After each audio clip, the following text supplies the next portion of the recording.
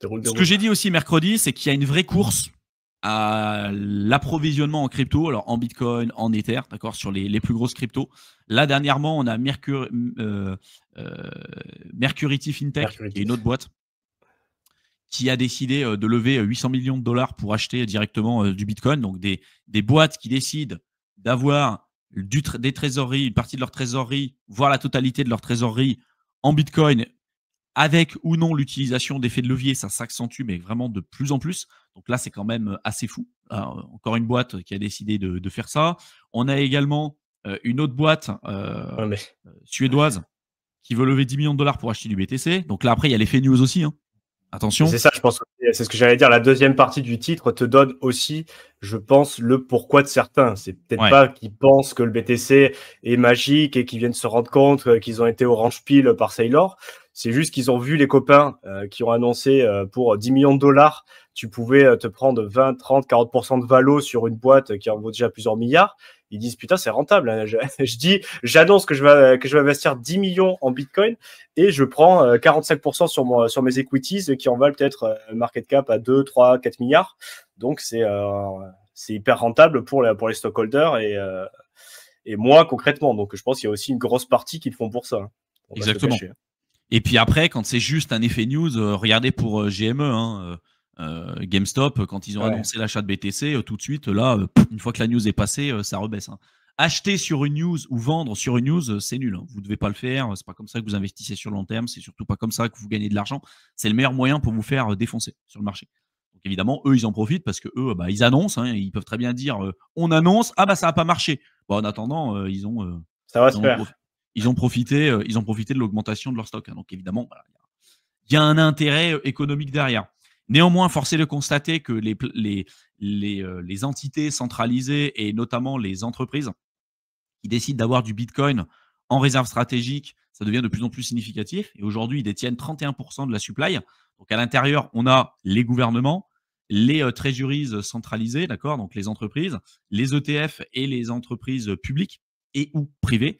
Ça représente aujourd'hui 31% des bitcoins disponibles. C'est quand même assez fou, sachant que pour ceux qui sont là depuis plusieurs cycles, en 2017, vraiment, il n'y avait rien du tout. La seule boîte qui pouvait avoir ça potentiellement, c'était Grayscale, qui pouvait offrir des BTC aux institutionnels, mais en tout cas, il y en avait très très peu, à part aussi Kraken, Coinbase, qui existait aussi à l'époque.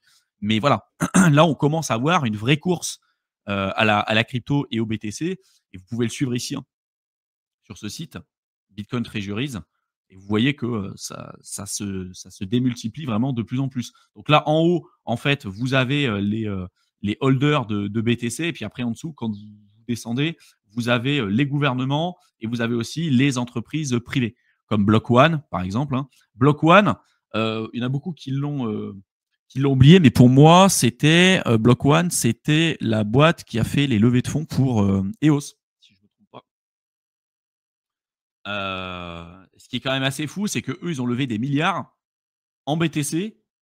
Et juste de faire du buy and hold sur BTC, ça a été évidemment bien plus rentable que d'avoir développé leur shitcoin. Quoi. Donc, après, vous avez Tether, SpaceX, la Tezos Foundation, ça pareil. Hein. Tezos, c'est une boîte française dont tout le monde s'en fout. Vous avez Strike avec Jack Mallers, vous avez Relay, Lunar Crush, enfin bref, voilà, vous avez pas mal d'entreprises qui en ont avec des montants de Bitcoin qui sont clairement pas ouf. Hein. Peut-être même que vous en avez plus qu'eux. Hein. Regardez, on les met ici. Le Veller qui a 0,1 BTC, peut-être qu'a priori vous en avez plus qu'eux. Quoi. Donc c'est pas non plus un gage de forcément de qualité, mais force est de constater qu'on a quand même de plus en plus de BTC dans les plateformes d'échange centralisées et qui est détenu sur des entités centralisées, pas des plateformes centralisées, mais des entités centralisées, comme les ETF, comme les entreprises et également aussi les gouvernements. Et pour moi, ça risque de s'accélérer. Il y a des news en ce moment qui, avec cette norme et avec cette évolution de tendance, on a des news comme par exemple le CEO de Bitwise qui vous dit que finalement personne ne vendra leur Bitcoin dès que le Bitcoin sera à 130 000. Alors moi, je demanderai à voir. Pareil, hein. Personne vendra. Oui, oui, bien sûr. On verra. On verra. Moi, je pense qu'il y en aura quand même une bonne partie qui décideront de prendre des profits, ce qui sera tout à fait normal. Après, est-ce que ça pourra aller plus haut? Ça aussi, ça reste possible. Mais bon, ça pareil, c'est pas des news que vous avez en bear market.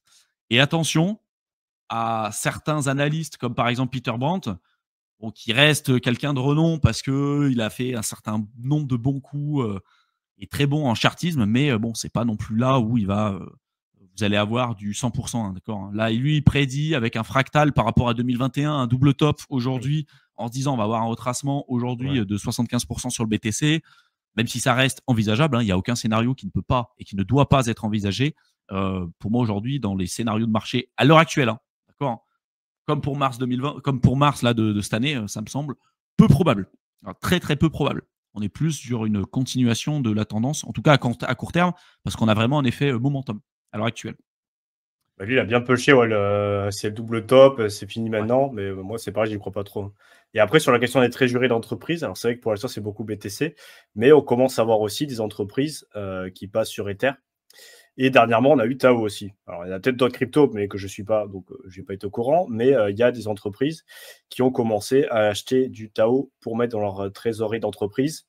On ne parle pas de 800 millions, on est d'accord, c'est 4, 5 millions pour le moment. Mais voilà, c'est plus une tendance globale avec les entreprises qui commencent à investir certaines sommes. Alors, BTC qui prend la part du lion, bien évidemment, mais dans l'idée, les entreprises, et même les entreprises type BlackRock, Fidelity, qui rentrent du Bitcoin, qui rentrent de l'Ether et qui commencent à rentrer d'autres cryptos aussi dans leur trésorerie d'entreprise. Donc, c'est une intégration, on va dire, de plus en plus forte de la crypto, quoi. Donc, même si là, on a des news qui font que ça baisse, on sait très bien que dans le futur, c'est là pour rester. Alors, c'est pas forcément les projets qui seront là. BTC, il faut dire oui.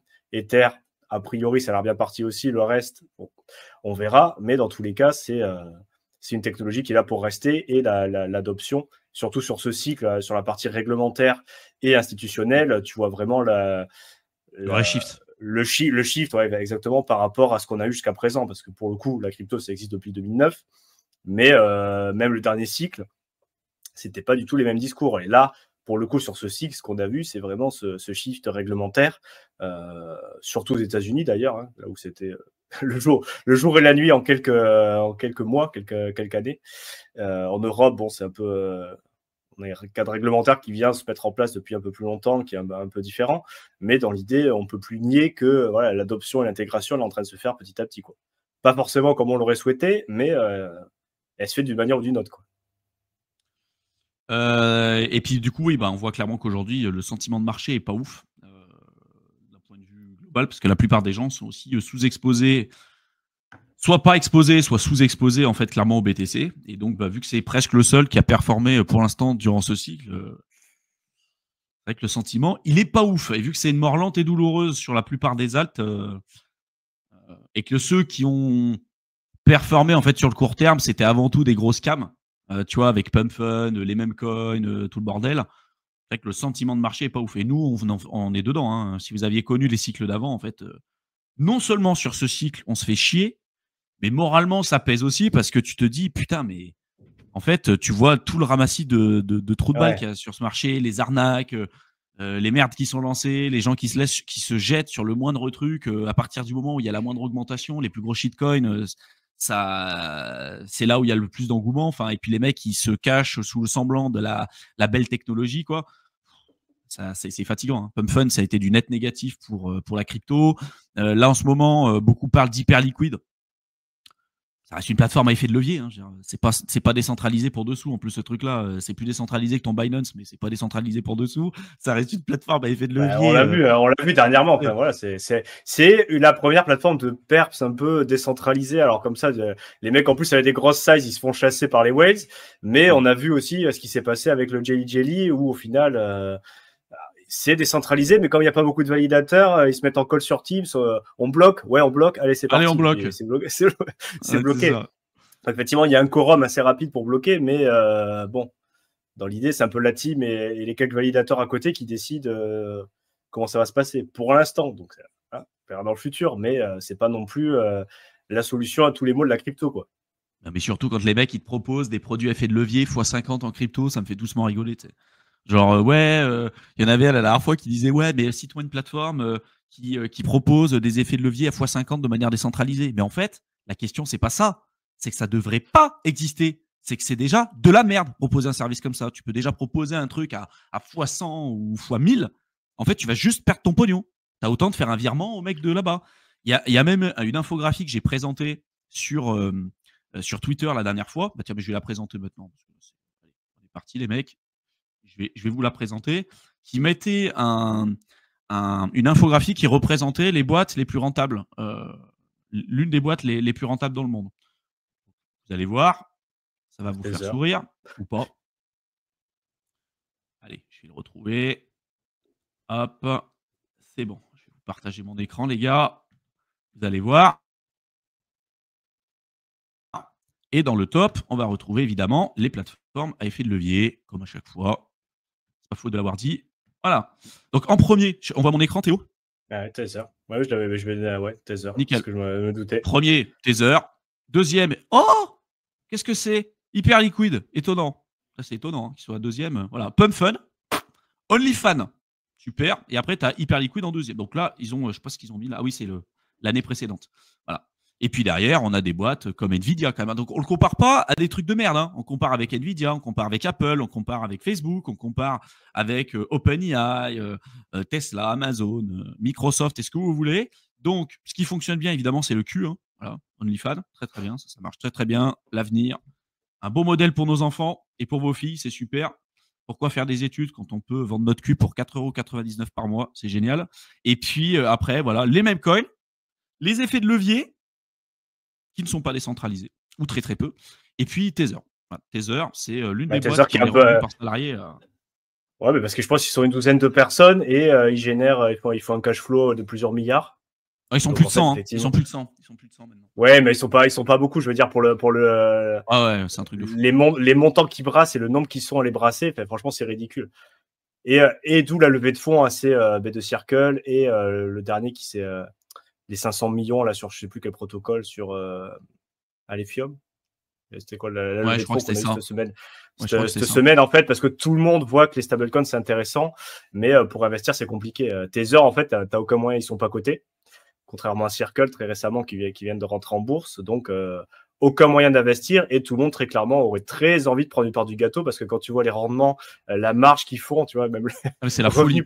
70 millions en revenus par employé, très clairement, n'importe quel investisseur, tu souhaites une part dans cette boîte, sauf qu'il n'y a aucun moyen d'y investir. Donc, les gens utilisent des proxys et ce qui est moyen de faire. Mais très clairement, c'est très rentable, quoi. Ah, et pour le coup, c'est du stablecoin. Hein. C'est pas du PERPS, c'est pas de l'effet de levier. Et d'ailleurs, c'est ça, hein, le bull run qu'on a aujourd'hui, c'est bull run BTC et bull run stablecoin. Ouais. Aujourd'hui, il y a un peu RWA, on entend parler un peu de ça, mais globalement, pour l'instant, en tout cas, si vous aviez suivi la Bitcoin conférence, la dernière fois, ils ont parlé de stablecoin presque tout le long. Hein. Un peu de BTC, mais accessoirement, mais surtout pas mal de stablecoin. Freak Trade qui dit le Bitcoin qui dump à la moindre petite news macro, guerre Iran, Israël, tarifs, etc. N'est-ce pas un signe de bear market? Non, c'est un signe d'instabilité sur le court terme parce qu'il y a un effet news. En fait, l'effet news, tu l'as même sur des news qui sont plutôt positives. Alors, regarde, en général, Bitcoin conférence, ça dump. Et si tu regardes toutes les dernières Bitcoin conférences, à chaque fois qu'il y a eu la Bitcoin conférence, le prix a dump. Là, on a eu, pareil, Proof of Talk sur Tao, ça a dump. Donc, tu sais pas pourquoi. Dès qu'il y a des news, ça peut dumper. Voilà, alors que c'est plutôt des news positives des fois. Mais bon, ça reste du bruit court terme au final. Hein. Si tu regardes sur le long terme. Bon. Exactement. Valmir qui dit le problème, c'est qu'avec toutes ces cryptos, si on pense loin, on se retrouvera avec plusieurs types de cryptos, comme on est actuellement sur diverses monnaies, et impossible d'imaginer un BTC unique pour tous et tous les États. C'est la vision maxi. Hein. C'est la vision maxi de dire que le BTC, c'est le seul dont on a besoin et c'est le seul qui va répondre à toutes les exigences. Puis après, si tu es un peu plus ouvert d'esprit, tu te dis, tiens, le Bitcoin, il répond déjà au côté réserve de valeur. Très bien, il le fait très bien. Et puis après, il y a peut-être autre chose. Il y a plein de choses que tu ne peux pas faire sur BTC. Voilà. Des exchanges on-chain. Si tu veux faire du rendement sur ton BTC, tu es obligé d'aller tripoter fanfreluche d'une plateforme centralisée pour qui te donne potentiellement un rendement et puis que peut-être tu perds ton BTC. Enfin, si tu veux faire du rendement sur ton BTC, tu peux pas vraiment le faire. Tu peux pas avoir des exchanges on-chain. Tu peux pas. Il y en a qui vont te dire si ça commence à se développer. Bitcoin n'a pas été fait pour ça. Et aujourd'hui, l'adoption, ça représente rien du tout. Donc non, il y a quand même un certain nombre de choses que tu peux pas faire sur BTC et c'est OK. Donc pour moi, un avenir multi-chain, je pense que je l'entrevois déjà depuis des années et je pense que ça sera de plus en plus le cas. Par contre, évidemment, d'avoir comme là des millions de cryptos, non. Plus de 99,99% des projets, c'est de la pure daube. C'est de la grosse merde. Donc, parmi les projets qui y a en crypto, il y en aura qui seront capables de perdurer avec le temps, mais pas l'intégralité. Et je ne pense pas que le Bitcoin sera la seule crypto qui existera dans les prochaines années. Ibouflou, crypto, juste bon à finir, Clodo. Chaque jour, on plonge un peu plus profond dans le bear market. Quelle saloperie ce marché. Bon, allez envoyer un peu d'amour à Ibouflou qui est au fond du seau. Je pense qu'en vrai, c'est clairement... En fait, le commentaire, ton commentaire, il est très évocateur, je pense, de l'aspect psychologique de beaucoup de gens. Hein, et je comprends.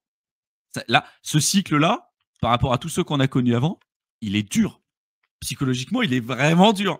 Parce que si tu rentrais, tu vois, 2018-2019, aujourd'hui, buy and hold, tu serais déjà en positif. Y compris sur les termes. Là, c'est pas le cas. Là, la plupart des gens sont dans le trou. Hein. Si tu n'avais pas fait buy and hold sur BTC, sur tout le reste, je pense que tu t'es fait éclater. Mais il faut garder espoir, les mecs. Il faut garder espoir. Antoine, c'est abusé la météo crypto. Les Américains qui font bouger le marché à la moindre news. Ils sont tous attardés à flipper comme cela. Ou c'est fait exprès, utilisé comme excuse. Le marché, de manière générale, dis-toi que le prix que tu vois, c'est l'ensemble de la psychologie des investisseurs à l'instant T. Et donc, dedans, tu as de tout. Hein. Tu as de la Madame Michu qui connaît que dalle. Tu as des institutionnels qui sont censés... voilà, tu as du Sailor.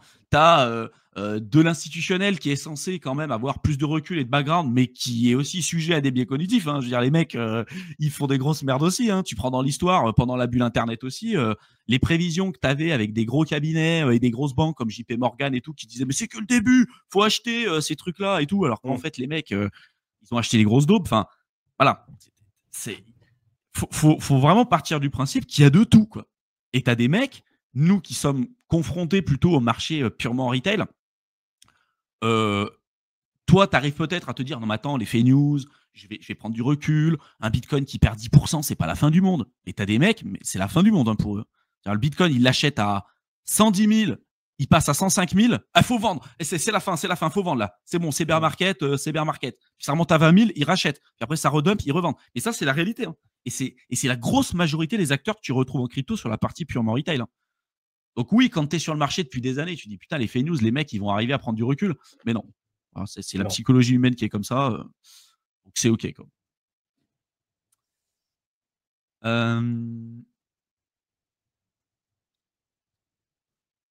Anthony, j'ai entendu encore hier que le Total 3 excluait déjà les stablecoins. Vous en pensez quoi? J'en ai parlé spécifiquement mercredi.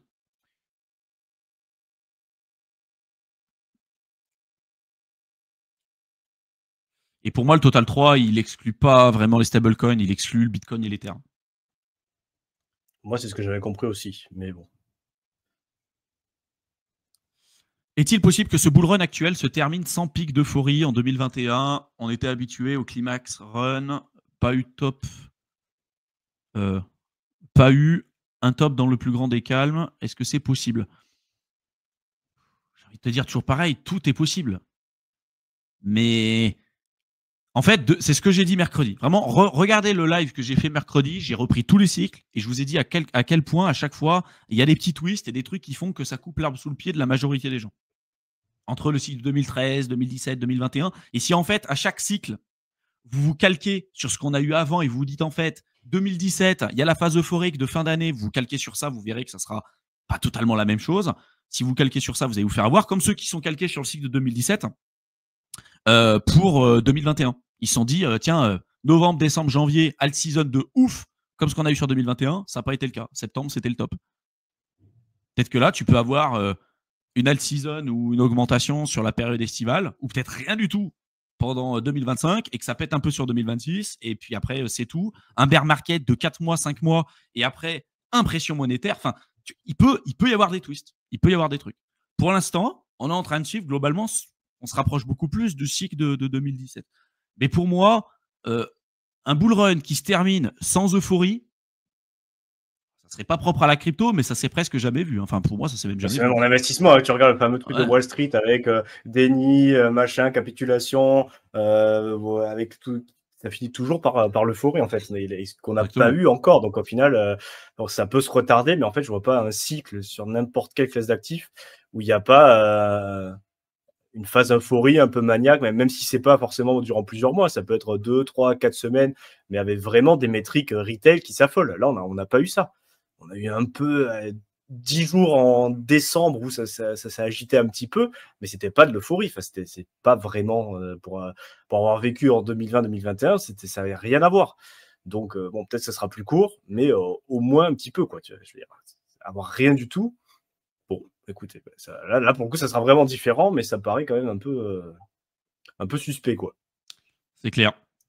Ismaël, vous pourrez faire une vidéo actualisée sur DFK. J'ai vu qu'il y avait plein de mises à jour du jeu. Et ben, on en parle dans l'accompagnement. Ça fait partie des sujets qu'on évoque dans l'accompagnement, comme tout ce qu'on fait, nous, à titre personnel, le positionnement sur le marché, notre allocation de portefeuille, tous les projets, les analyses fondamentales, on-chain, suivi, veille de marché, tout, c'est ce qu'on fait.